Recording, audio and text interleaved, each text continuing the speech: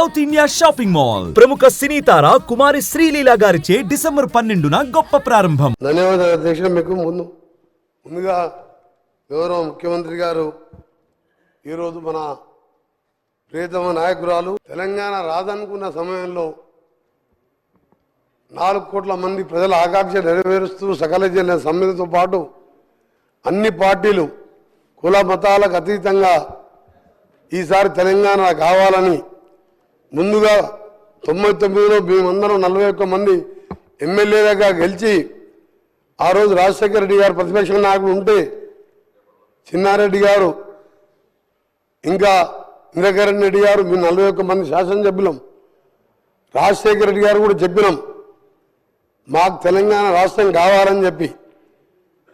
అప్పుడు ఢిల్లీకి వెళ్ళి సోనియా గాంధీ గారిని ఒప్పించి కోరితే వారు ప్రణబ్ కుమార్ కమిటీ వేసి తెలంగాణ ప్రాసెస్ అప్పుడు మొదలైన అధ్యక్ష మన దేశం తెలంగాణ ప్రాసెస్ అలాంటి స్టార్ట్ చేసుకుంటూ డిసెంబర్ 9 తెలంగాణ ప్రకటన రావడం, అదే రోజు మా నాయకురాలు తెలంగాణ పుట్టినరోజు కావడంతో ఈరోజు మా ముఖ్యమంత్రి గారు ప్రవేశపెట్టిన తీర్మానానికి మా సోనియా గాంధీ గారికి తెలంగాణ దేవతకు నా యొక్క శుభాకాంక్షలు తెలియజేసుకుంటూ వారికి మద్దతు ఇస్తూ ఈరోజు చరిత్రలో నిలిచిపోయే రోజు ఇది.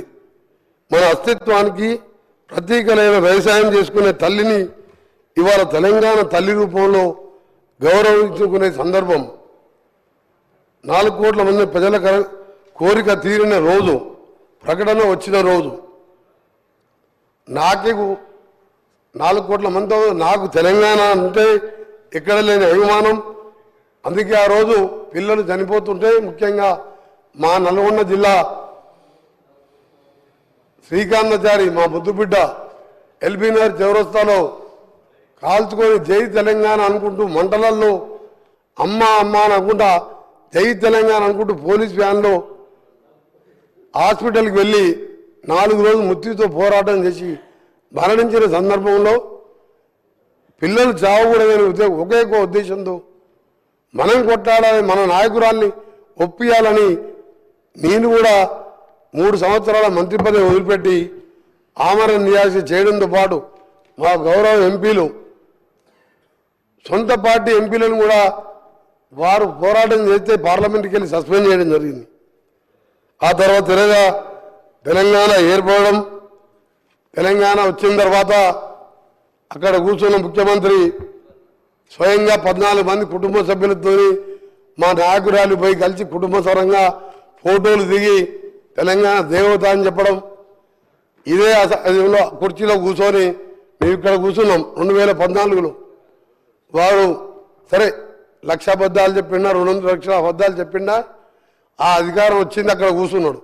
మేము ఇక్కడ కూర్చొని మొదటి సభలో ఎవరు ఒప్పుకున్నా ఒప్పుకోకపోయినా సోనియా గాంధీ లేకుంటే ఈ జన్మలో కాదా మరో జన్మలో కూడా తెలంగాణ వచ్చేది కాదు, ఆమె పుణ్యాన తెలంగాణ వచ్చింది అని చెప్పి సభలో అందరి సమక్షంలో వారు ప్రకటించడం జరిగింది. నేను కూడా సభలో ఉన్నాం, తెలంగాణ ప్రజలు ఉన్నది, మీ రికార్డులో కూడా ఉన్నది. ఈరోజు అలాంటి సోనియా గాంధీ పుట్టినరోజుతో పాటు తెలంగాణ అస్తిత్వానికి ప్రతీకలైన ఒక అమ్మ లాంటి తెలంగాణ తల్లిని ఈరోజు ఆవిష్కరించుకుంటూ పోతున్న సందర్భంలో వాళ్ళు ఆ నాయకుడు కనీసం వచ్చి శుభాకాంక్షలు చెప్పేది పోయి బయట పిచ్చి పిచ్చి వేషాలు చేస్తూ ఈరోజు ఇంత పవిత్రమైన రోజు తెలంగాణ ప్రకటించిన రోజు ఇది. అందుకే అధ్యక్ష ఈరోజు మీ ద్వారా మరొకసారి ప్రతిపక్ష సభ్యులకు, బీజేపీ వారు కానీ సిపిఐ పార్టీ వారి నాయకులకు వారికి కూడా ధన్యవాదాలు తెలియజేసుకుంటూ తెలంగాణ వస్తే అందరం జన్మ ధన్యమైపోయిందిరా, మన జీవితాలు బాగుపడతాయి, అందరం కూడా బంగారు తెలంగాణ కాకుండా నీళ్లు నిధులు నియామకాలు వస్తాయనుకున్నాం. కానీ 10 ఏళ్లలో అది ఏమని రాలే.